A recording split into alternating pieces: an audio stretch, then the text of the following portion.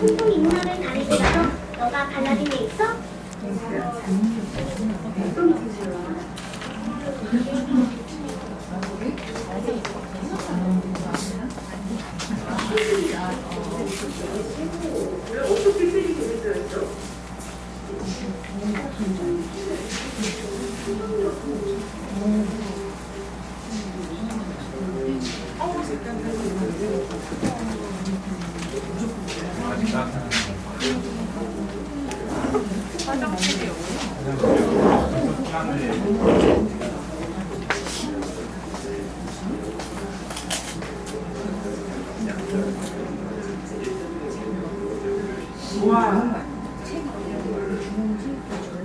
일상적으로 양자를 연결시키는 거? 되게 고난도 아니야? 양자를 모르는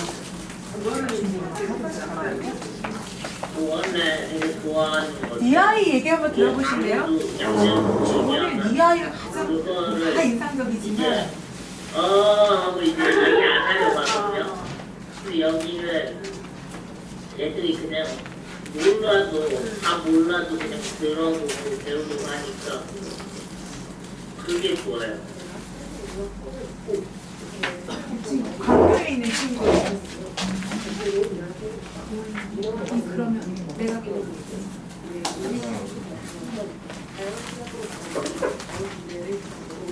이거 볼륨 크게 안 돼? 볼륨. 볼륨 올려. 네네네.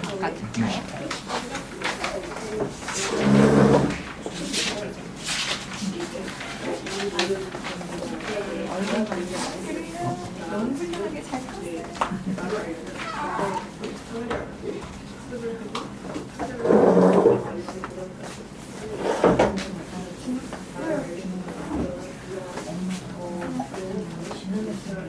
뭐야 미쳐.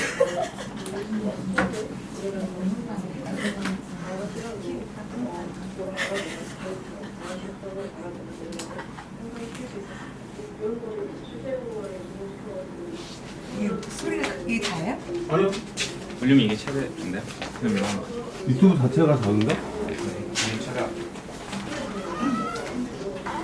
소리가 뭐 클 필요 이제 뭐 이거 계속 소리 없어. 아 그래도 나는 그거 보여드리고 이거 제 건데? 아, 네. 제 거를 누가 주셨어요? 뭘 드리면 될까요? 커피요?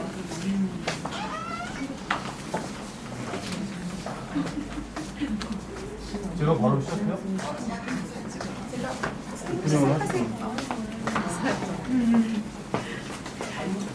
온라인에 들어오신 분 확인 좀 하고. 온라인 지금 다 들어야 되는 사진 좀 부탁드릴게요. 네, 온라인 화면 켜주시면 이제 확인하고 시작하겠습니다. 화면 좀 부탁드릴게요. 네, 좀 글로벌하게 인도 분들, 인도에서 아니, 들어오셨는데 안 되고. 아직 안 되셨어요? 안 됐으니까. 이거 4개 나눠요. 여기 말씀 좀. 아니, 이거나. 화면 다 켜졌을까요?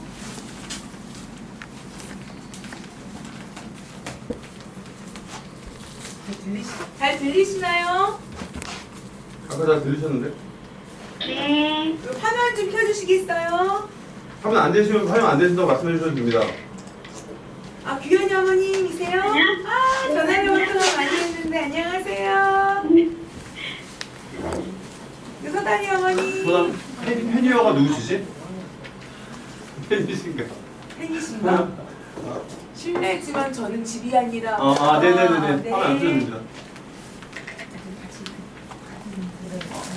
네네. 네네. 알겠습니다. 알겠습니다. 네, 감사합니다. 네. 중간에 말씀하다가 채팅이 다 안 떠서 채팅 확인이 안 될 수도 있거든요. 그럴 때는 그냥 가능하시면 말씀해 주시면 되겠습니다. 제가 채팅 확인하겠지만 그때 확인이 안 될 때가 있더라고요. 말씀하다 보면 간단하게 하시겠죠. 네네 뭐 네. 아니 그냥 박 선생님 원장님 바로? 원장님이시니까. 바로요? 근데 제가 원장님 강의 끝나고 제가 이제 후차로 할게요. 아무튼 네 저희는 그 오프닝 같은 거 별로 안 좋아하거든요. 바로 근데 오늘 오셔갖고 너무 감사하다. 다 오셨어 100%. 네, 이건 힘든 날이라고 이렇게 생각했는데. 힘든 날에는 너무 기분이. 네. 소개는 좀 하고 가세요. 저 오프닝 안 좋아합니다. 그럼 제가 할게요. 저희 박은감님 좀 개성이 강하고 자기 저는 주장이 막 강하면서. 약간 막 형식 뭐 이런 걸 안. 맞아 그래요. 저는 그러면은 박은감님이 여기 상통인문화 원장님이시고요. 원장님 밑에서 그냥 도와주는 와이프예요. 근데 와이프인데 오늘 원래 여기 잘 안 오는데 이제 좀 도와달라고 하시고 해서 저는 현재 교사로 있고요. 그리고 국민남이라고 하는 블로거를 하고 있어요. 유튜버도 하고 있고 그래서 이제 현장에서 따끈따끈한 정보와 현장에서 느낄 수 있는 모든 것들을 둘이 이제 저희 집에서 많이 이야기를 해서 이제 통통에 녹여내고 있는 거죠. 현장을 무시하고서 할 수 있는 것들은 아니니까 그래서 2022 교육과정도 한번 같이 읽어드리려고 또 준비했던 거고요. 그리고 오늘 이제 수업에 이렇게 설명회를 준비하신 애들과 가장 친하신 박은감님입니다. 여기서는 조금 진지한데 애들 진짜 웃겨하거든요. 수업 강의해주세요. 부천에서 오신다는 귀여운 어머니 자리가 부족할 것 같아서 안 보여주셨어요. 현장으로 못 자, 그 공유 화면 잘 보이실까요? 네네, 고맙습니다. 네.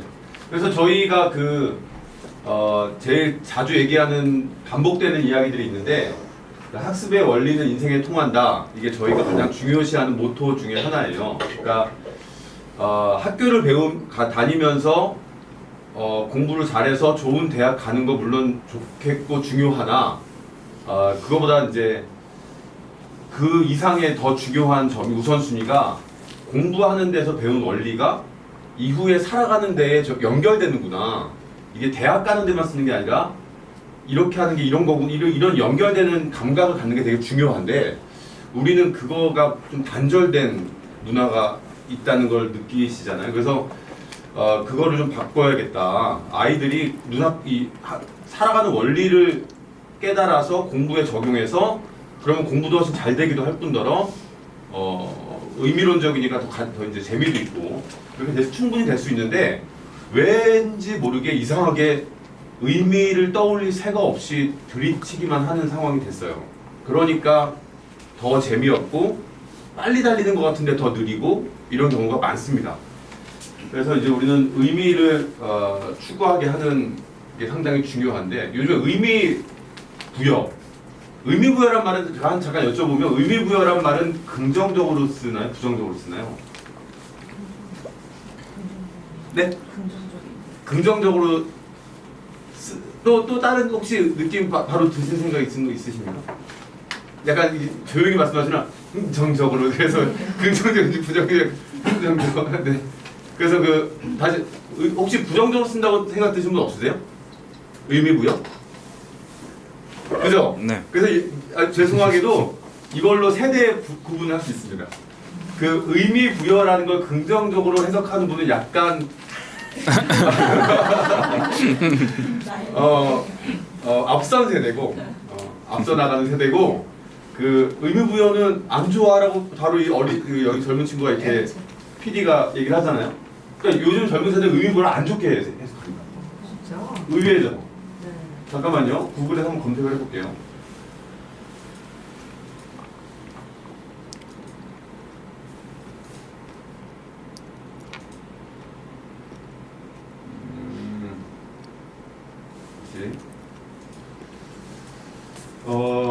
구글에서 의미부여라는 말을 검색해보면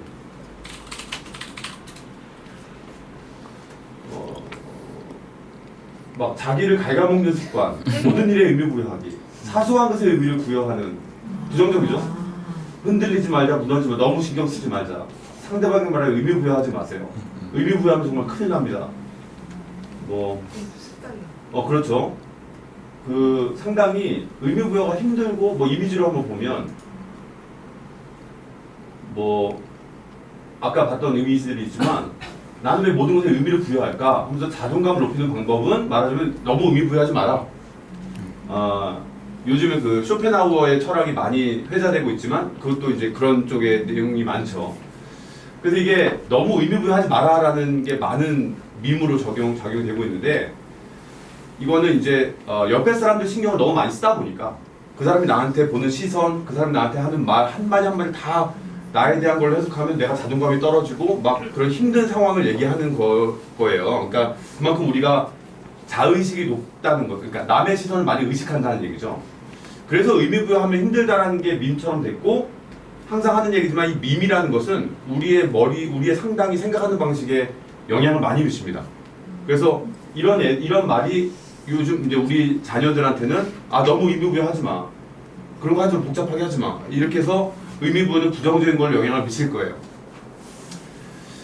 그런데 이건 지나친 의미부여의 단점인 거고 의미부여를 너무 안 하게 되면 이제 기계적이기도 하고 너무 이제 영양소가 부족된 것 같은 느낌인 거죠. 그러니까 의미가 부여돼야 공부하는 거나 뭐나 이게 에너지가 생길 때가 많은데 요즘 친구들한테는 필수 영양소라고 할 수 있는 의미 부여가 부족하다라고도 생각할 수 있습니다. 그래서 아무튼 저 오프닝 싫어한다고 했는데 오프닝 처럼 돼버렸는데 다시 화면 보고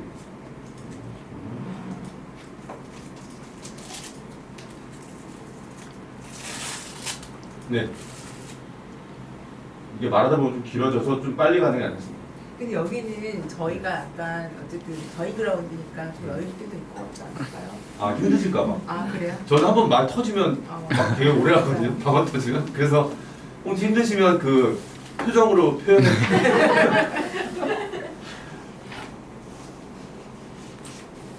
그래서 이제 좀 전에 얘기했던 것처럼 밈이라는 게 우리 가치관을 움직인다.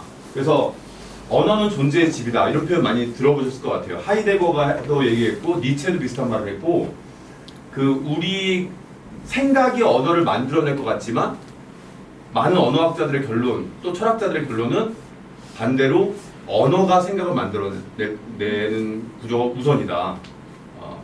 구조주의 언어학이라는 것도 있지만 그래서 언어라는 것이 우리의 생각과 존재를 규정하는 게 되게 많거든요. 그래서 이제 부모님들 그걸 직관적으로 알기 때문에 어릴 때 고운 말을 쓰게 하고 애가 거친 말이라도 쓰면 야 이렇게 하면서 이렇게 되게 위험하게 느끼는 것이 이게 아이의 나가는 방향일 거라는 느낌이 있기 때문이에요.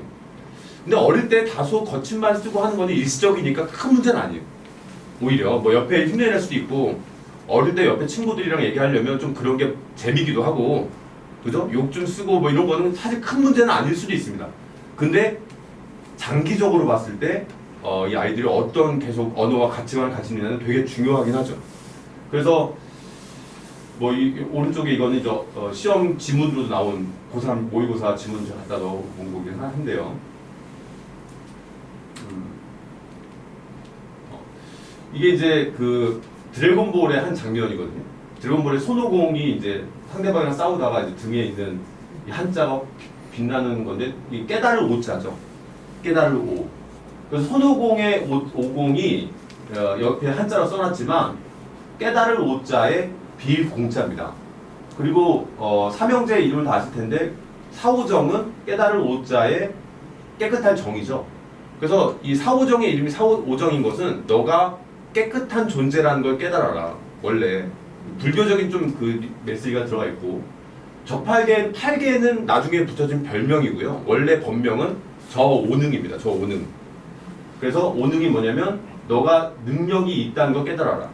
그러니까 그때 서유기 읽어보면은 그 관세음보살 만날 때 사오정은 자기가 너무 더럽다는 생각에 막 사람을 잡아먹고 있었기 때문에 그런 생각에서 못 빠져나오고 있었고 저팔계는 나는 완전 무능하다 뭐 이런 생각이 막 이렇게 그 무능한 사위로 돼 있었는데 그래서 그런 거에 대한 반대되는 개념으로 알려준 이름들이고 손오공한테는 일체가 비어있다는 것을 깨달아라. 손오공은 너무 자아가 꽉 차 있었기 때문에 내가 최고다. 내가 다 때려 부술 수 있다. 그래서 삼라만상이다. 공이라는 걸 깨달아라. 이것도 얘기가 길어지니까 잠깐 생략하고 그래서 아무튼 이 삼형제의 돌림자를 깨달을 오자로 했다는 것은 상당히 의미가 있는 거거든요. 그래서 깨달을 오자가 이제 이렇게 이 만화 드래곤볼에도 이렇게 들어가 있는 거 볼 수 있는데 이 오성 깨닫는 성품. 근데 이제 아까 언어는 존재의 집이다라고 했던 것처럼 어떤 말이 새로 생기는 것도 우리한테 영향을 주지만 옛날에 쓰던 말이 지금 더 이상 안 쓴다. 그러면 그런 문화가 사라지고 있는 거예요. 그 언어에 해당하는 문화가 다른 걸로 대체되지 않는. 그래서 이 오성이란 말을 물론 예전에도 잘 안 쓰긴 했지만 우리 전 세대는 좀 우리보다 좀 더 많이 썼던 것 같아요. 그리고 우리 때도 좀 들어봤기도 했고 지금은 거의 쓰지 않는 말이 됐습니다. 오성이라고 하면 학문을 할 때 깨닫는 성품. 이 아이가 같은 걸 배우더라도 얼마큼 깨닫느냐. 그래서 오성이 뛰어난 아이다. 오성이 좀 둔한 아이다. 이런 얘기를 많이 했습니다. 옛날에. 뭐 무술 영화에도 많이 나왔어요. 쿵후 영화 할 때도 막 이 제자는 오성이 뛰어나서 금방 늘 것이다. 뭐 이런 얘기가 많이 나옵니다. 그래서 깨닫는 성품이라는 말이 옛날에 많이 쓰였는데 지금 안 쓰인다는 것은 우리가 공부를 이렇게 중요시하는데 깨닫는 성품이라고 하는 부분을 지금 거의 보고 있지 않다는 뜻이에요. 인풋을 계속 집어넣긴 하는데 이 아이가 이걸 얼마큼 깨닫고 자기 걸로 만드느냐, 그 보이지 않는 부분에 중요한 것을 놓치고 있다는 뜻일 수 있습니다. 실제로 그렇게 저희도 보고 있고요. 그래서 뭐 좀 생략할 때 생략하겠습니다. 말이 길어지니까. 저희가 이제 아이들한테 많이 수업에서 강조하는 거는 이 경물치지. 그러니까 경물치지는 사물을 보고 깨달음에 도달하는 거잖아요. 사물에 보고 도달할 지식에 이른다. 이 경물치지는 뭐의 반대말이냐면, 그러니까 사물을 보고 보통은 책이나 강의를 듣고 알게 되죠. 근데 책이나 강의를 듣고 아는 것도 좋지만 그거랑 반대로 내가 세상을 보면서 세상에서 지식을 얻게 되는 것이 경물치지입니다. 만약에 경물치를 갖출 수 있으면 이득이죠. 좀 강조해서 요즘 말로 얘기한다 그러면 좀 강하게 얘기한다 그러면 강아지 이득이죠. 왜냐하면 지식을 얻을 수 있는 통로가 여러 개가 되니까요. 그러면 당연히 이거를 개발해 줘야 됩니다. 이 사물을 보면서 깨닫게 만들거나 뉴스나 여러 개 보면서 세상을 다 통로가 되게 만들어주는, 오성을 열어주는 개발을 해야 이득이 돼요. 투자에서도 자주 얘기하잖아요. 너의 그 계란을 한 바구니에 담지 말아라. 물론 이거는 분산 투자에 강조를 하기는 거기도 하지만 한 바구니에 계란이 담겨있으면 다 깨지니까. 하지만 창구, 파이프라인을 여러 개 만들어두라는 얘기기도 하지 않습니까? 지식이 들어오는 파이프라인을 한 가지로만 고집할 이유는 없죠. 그래서 우리는 물론 아이가 공부하기도 하지만 여러 가지 보는 것에서 지식을 습득하길 바라요. 그 읽는 것은 반드시 책이 아니어도 됩니다. 그 유튜브 볼 때마다 나오는 말이 뭐죠? 구독이요. 구독해주세요. 구독의 독자는 읽을 독자입니다. 또 요즘 구독경제라는 말도 있잖아요. 요즘이 아니라 이미 나온 지 오래됐지만 어떤 것을 정기적으로 시키는 걸 구독이라고 한다고 하죠. 그것도 읽는다는 말이 들어가 있습니다. 물론 서브스크라이브라는 단어를 번역하다 보니까 그렇게 됐지만 어떻게 인사이트가 있게도 사물의 모든 대상은 구독의 대상이에요. 모든 것은 읽고 의미를 되새길 수 있는 거예요. 그러면 거기서 매우 큰 깨달음도 있고 자기가 배우는 것에도 큰 이제 재미가 있고 하면서 얻을 수 있는데, 아이들은 마치 배우는 것은 교실에서 여기서만 딱 한정된 거고 나머지는 다 차단. 예, 만약에 학원에서 공부하지 않고 딴 때 배우려고 그러면 손해보는 듯한, 내가 미쳤어 지금 이걸 왜 해? 예, 이렇게 그 배우는 것은 피곤하고 재미없는 것이라는 느낌을 줬죠. 이게 매우 큰 손해입니다. 매우 큰 손해. 제가 옛날에 원래 영어 강사였거든요. 그래서 이제 보통 부모님이 뭘 가르치는 분일 때는 높은 확률로 자녀가 그 과목을 싫어할 경우가 많아요. 매우 높은 확률. 또는 부모님이 어떤 과목을 잘했으면. 근데 왜 그렇게 됐나?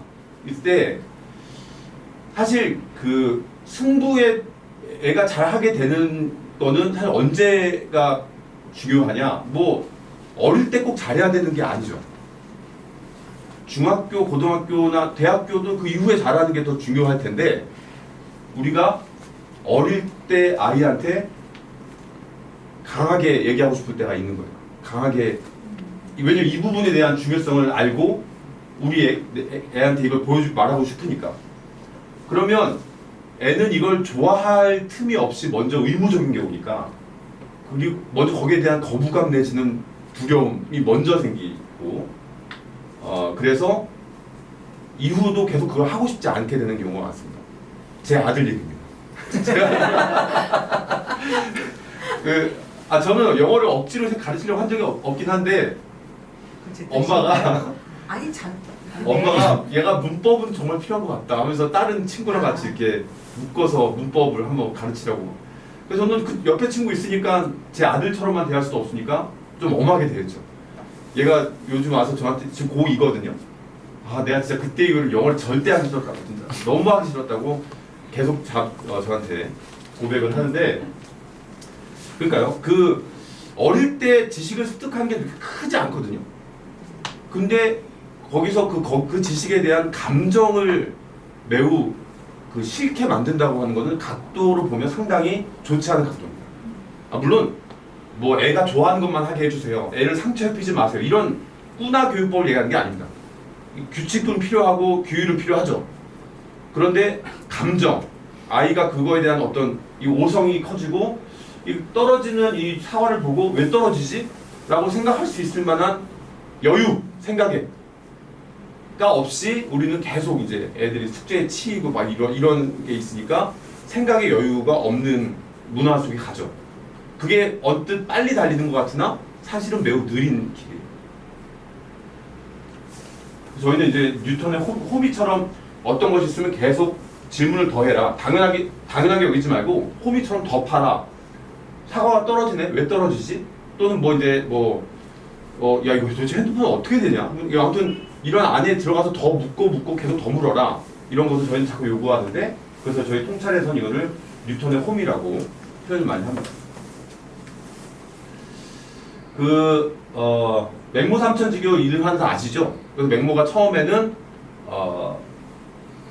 묘지에서 하다가 애가 뭐 장례식 흉내만 내니까 이거 안 되겠다 싶어서 시장 가니까 애가 장사치 흉내를 내면서 골라 하니까 안 되겠다 싶어서 서당 옆에 갔더니 글을 읽더라.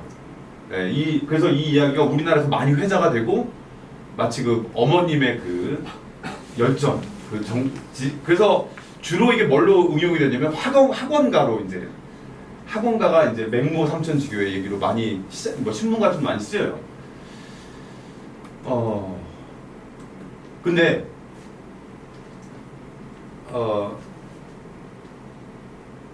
네. 그래서 세 가지 얘기가 아이가 성공하기 위한 세 가지 정보 이야기가 조부모의 재력, 그리고 엄마의 정보력, 그리고 아빠의 무관심, 이렇게 세 가지를 꼽기도 하잖아요. 그래서 우스갯소리 같지만 사실 우스갯소리가 아니게 되고 있어요. 그게 우리가 교육하는 환경, 우리의 교육 생태계가 얼마나 일그러지고 왜곡됐는지를 저는 잘 보여주는 예시라고 보는데, 아니 그러면 안 된다가 아니라 틀려먹은 말이라서, 너무 틀려먹은 말이라서. 일단 조부모의 재력은 일단 옆에 두고, 엄마의 정보력이라고 하는 게 죄송합니다만 학원 정보죠. 대체로 그 이상의 어떤 정보가 또 더 많이 물론 있겠지만 대체로는 학원 정보입니다. 학원에 대한 얘기는 뭐 나중에 다시 기회 되면 하더라도, 무엇보다 저는 아빠의 무관심이라는 요소를 얘기를 해보고 싶은데, 아빠의 무관심은 아빠가 괜히 뭐 이렇게 얘기하는 게 도움이 안 된다는 거예요. 그런데 상대적으로 뭐 부부마다 다르지만 아빠가 사회생활을 하는 경우가 더 많잖아요. 물론 어머님도 하실 때도 많지만, 그럼 아빠는 뭔가 좀 더 궁극적인 그 감각을 갖고 있습니다. 지금 눈앞에 학교도 중요하지만 하고, 이제 그게 사회로 어떻게 연결되는지에 대한 감각을 좀 더 갖고 있는 쪽이 사회생활을 하는 쪽이에요. 뭐 아빠라고 꼭 구분하지 않더라도. 그러면 그게 좀 더 궁극적인 감각이고, 이런 거 중요해. 그러니까 눈앞에 성적에 직결되지 않더라도 대인관계 지능 또는 뭐 자연 친화 지능, 이런 게 나중에 사회생활 때 얼마나 중요한지, 공감각 지능, 그거를 감각을 갖고 있을 수 있죠. 그래서 눈앞에 아이가 생활할 때 이런 거 중요하다고 얘기하려고 하는데, 그때 엄마가 조용히 좀 해. 뭘 한다고. 그러면서 학원에 대한 정보로 아이의 일상을 꽉꽉꽉 이렇게 해서, 그럼 아이는 이제 자기 의견을 표시하면 엄마가 너무 강력하기 때문에 보통은, 그래서 그냥 다니는 겁니다. 그러면서 이제 감정은 계속 안 좋아지죠. 감정이 안 좋아진 걸 티 낼 때도 있고 안 낼 때도 있지만 티를 안 내더라도 속에서는 계속 싫어해요. 그러면 진심이 나오질 않아요. 거기에 대한 그 과목에 대한 내 진심이 나와서 우와 막 에너지를 내는 그런 게 나오질 않고 공부의 모양은 있으나 공부의 능력이 없는 애들이 됩니다. 제가 이 말을 요즘 많이 쓰는데요. 이 성경에 그 사도 바울이 했던 경건의 모양은 있으나 경건의 능력은 없는 자들이라는 표현이 있는데 그거랑 너무 잘 떠올라서 우리 애들이 공부의 모양은 있으나 공부의 능력이 없는 애들이 길러지고 있는 상황이라 이 흐름을 좀 바꿔야겠다. 아까 이 맹모삼천지교를 근데 다르게 해석하면 이런 의견도 있습니다. 맹자 어머니는 어차피 서당 옆에가 애를 글을 익힐 생각이 있었어요. 근데 처음부터 이 아이를 서당에다가 데려다 놓으면 공부만 알고 세상은 모르는 꼼생원이 될 수도 있는 거예요. 지 잘난 막 학문이 전부인 줄만 알고 탁상 공부만 하는. 그래서 이건 아니다라고 혹시 생각을 만약에 했다면 그러면 맹자 엄마는 의도적으로 먼저 묘소 옆에 한 거죠. 그래서 먼저 죽음을 깨달아라. 메멘토 모리라는 말도 있지 않습니까? 먼저 우리가 죽는 존재라는 걸 알아라. 우리가 죽는 존재라는 걸 깨닫는 것이 사실은 살아가는 데 있어서 의미를 부여하는 가장 중요한 시작점이거든요. 그래서 영재들이 어릴 때 자주 말하는 게 엄마 사람 왜 죽어? 왜 죽어야 돼? 이거 죽음을 자주 얘기한다고 하잖아요. 이 죽음을 떠올리는 감각이 인생이 유한하고 그래서 의미를 생각하게 만드는 가장 중요한 거예요. 그래서 장례 먼저 묘소 옆에 가서 사람이 죽는다는 것을 알고 그런 다음 또 그것만 알고 있으면 너무 부정적으로도 흐를 수 있고 그럴 수 있으니까 이제는 사람이 어떻게 사는지를 봐라 라는 의미로 시장 가서 가장 활기차고 그 일상 민초들의 그 약간 그 막 우격다짐하고 막 이런 거를 보게 만든 걸 수 있습니다. 그런 현장을 보고 필드를 보고 야생의 감각을 가지고 그 다음에 글로 들어가면 그 다음에 서당에 가서 글로 가면 처음부터 글을 읽은 꽁생원 학자와 글을 읽는 게 다를 것이다. 글을 읽는 오성이 다를 것이다. 깨달음이 다를 것이다. 경험을 가지고 이 글을 해석하는 거예요. 그러면 이제 우리는 아이들한테 이 글을 볼 때 얼만큼 그 해석해준 그 감각과 경험을 부여하느냐. 물론 애들한테 경험 많이 주려고 애쓰신 거 맞아요. 우리나라 부모님도 정말 대단하셔서 애들 어릴 때 박물관, 미술관 정말 열심히 데리고 다녀요. 근데 이제 갑자기 없어져요. 그리고 이제 박물관 예술관 가서도 이제 이리 와 빨리 3년 들어 빨라 뭐 이렇게 그러니까 이제 이것도 이제 학습처럼 그죠? 그래서 이 엄마나 부모님이 너가 공부 열심히 했으면 좋겠어 라는 바람이 강하면 강할수록 아이들은 튀겨나가는 거 많이 느끼시죠? 그죠? 이게 물리적 역학입니다. 작용 반작용이죠. 밀면 밀려지는 게 아니라 튀겨나오고. 이거 좀 이따 다시 설명하겠습니다. 그래서 아무튼 이 맹모삼천지교는 이게 이제 브리꼴레르라는 표현이 융합형, 그러니까 이게 손재주꾼이라는 표현인데 프랑스어로. 그러니까 실제로 결과물을 만들 수 있는 인재. 그런 인재. 이제는 머리로만 알고 입으로만 나불거리는 애는 필요 없다. 실제로 결과물을 만들 수 있는 애. 여기 오른쪽에는 미국에 있는 그 창고가 있는 있잖아요. 미국은 이렇게 집마다 창고가 있어서 어릴 때부터 손을 만들고 막 뭔가 만들면서 그렇게 생각이 만들어질 수 있는 가능성이 높은데 우리는 공간이 들어오면 책상밖에 없는 공간이 많죠. 책상도 부족해서 이제 독서실 그 가둬놓는 책상도 사시고 하니까 사고가 많이 한정될 것이다. 이게 제가 좀 전에 얘기한 그 작용 반작용의 이 그림입니다.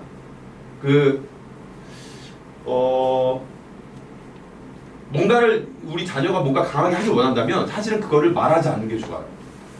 내가 강하게 말할수록 걔는 이제 어릴 때는 말을 잘 들어요.